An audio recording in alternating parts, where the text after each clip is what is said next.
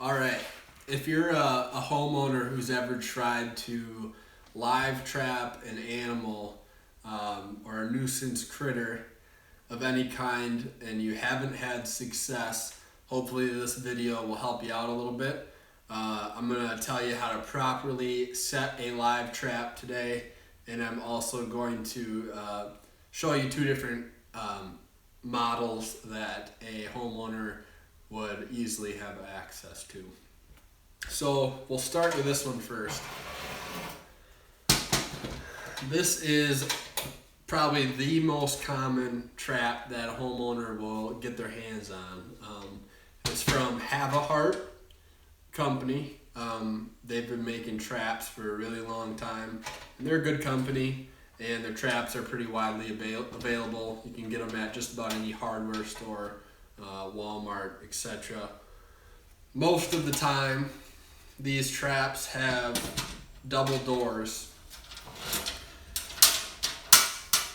one on either side,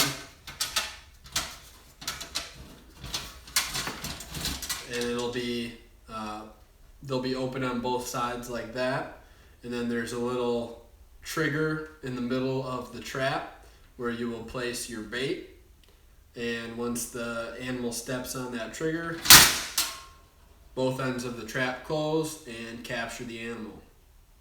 All sounds great and looks great, but there's a lot of moving parts on these traps, and they can be difficult to set.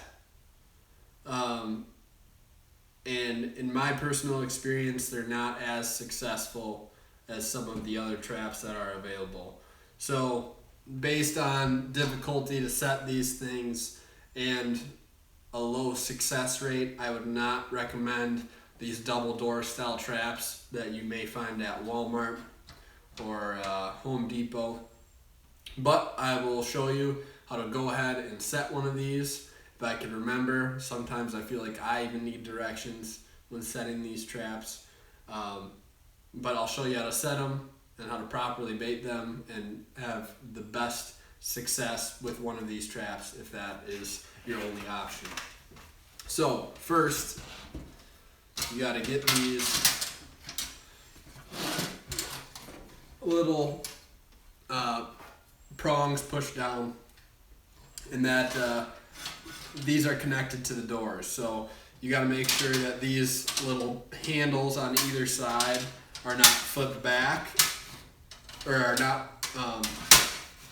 not locked, because your doors won't come up if they're down. So you got to flip them out of the way, and then you're able to push the doors up.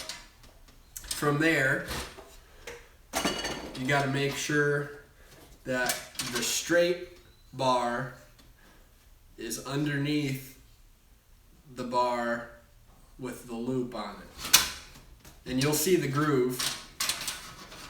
So you just got to push it down, and then this very little bottom tab on the bottom there, that controls the trigger on the inside. So you want to get those two pieces of metal balancing on one another.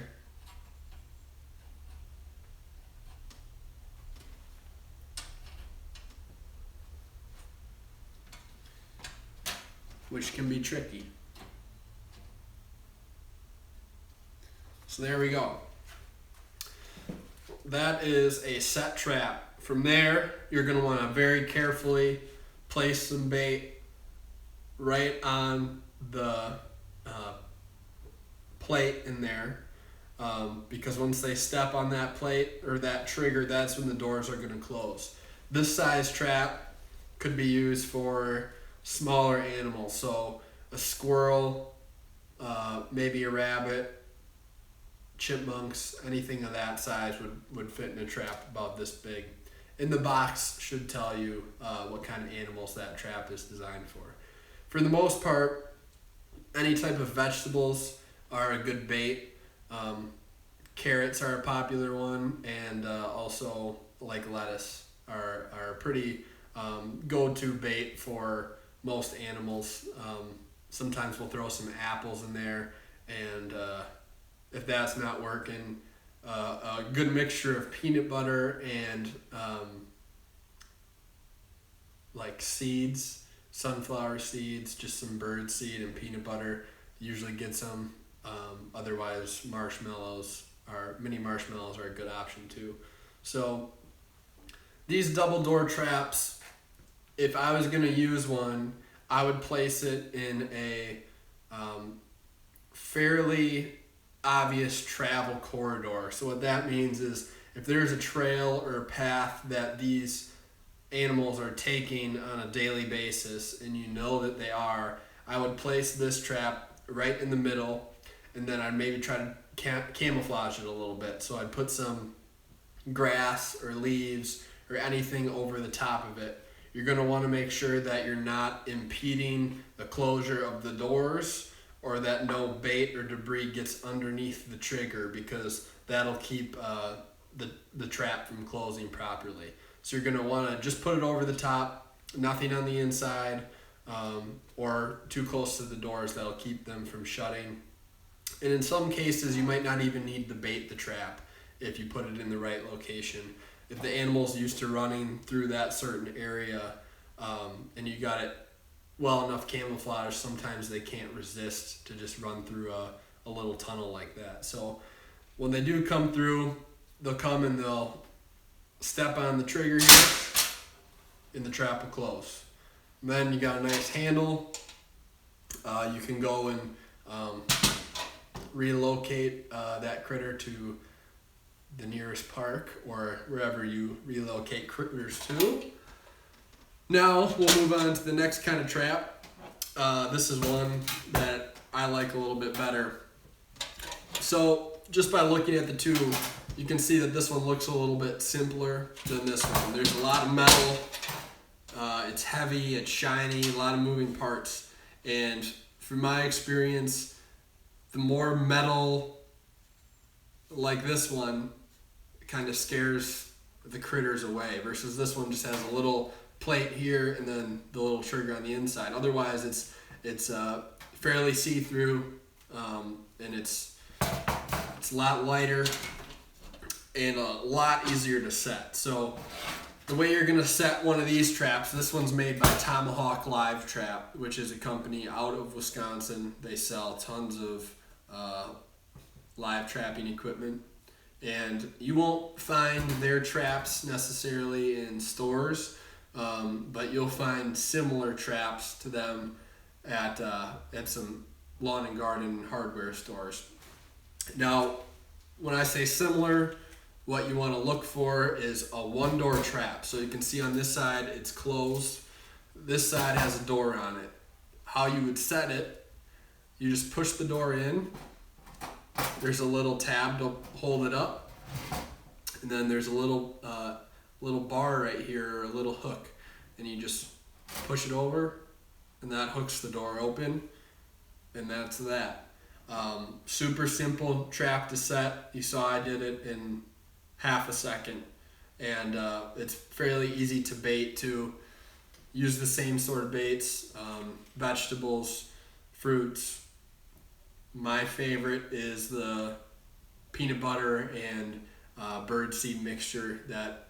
That seems to take care of squirrels and raccoons pretty easily, if that's your critter that's giving you some problems. But you can just tip it up, you can drop the food in the top there, or you can stick your arm in and put it that way as well. And then you just got to make sure that hook's set, and that'll set the trigger inside. And right now this trap is ready to catch a critter. Another thing, you're going to want to make sure that your bait doesn't get stuck underneath the trigger there, because if the trigger can't go down all the way, the door won't close. So just make sure that your door and your trigger don't have anything that would impede their movement. But this trap is great if you have a hole in a fence or in the house where an animal's coming in and out. Same thing with the travel corridor, you can put it on there as well.